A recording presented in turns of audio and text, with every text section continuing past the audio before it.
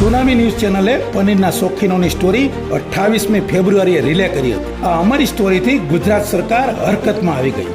વેપારીએ ફરજિયાત એનાલોગ પનીર કે મિલ્ક પનીરની ગ્રાહકને જાણકારી આપવી પડશે. સુરત ખાતે આરોગ્ય મંત્રી પ્રફુલ પાનસરિયાએ પનીર વિશેની જાણકારી આપી. પનીરના શોખીનો થોભો, આ રીલ તમારા માટે છે. પનીરના બે પ્રકાર છે, એક છે મિલ્ક પનીર અને બીજું છે એનાલોગ પનીર. તમે કયું પનીર ખાવ છો?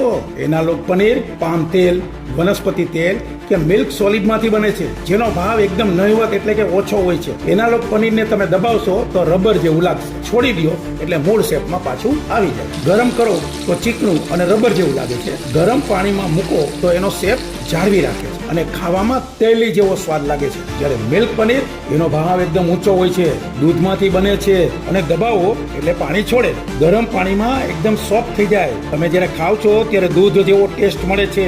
માટે તમે લગ્ન પ્રસંગ કે હોટલમાં જમવા જાઓ ત્યારે ખાસ યાદ રાખો તમે કયું પનીર ખાવ છો તેની ચોક્કસ ખાતરી કરો.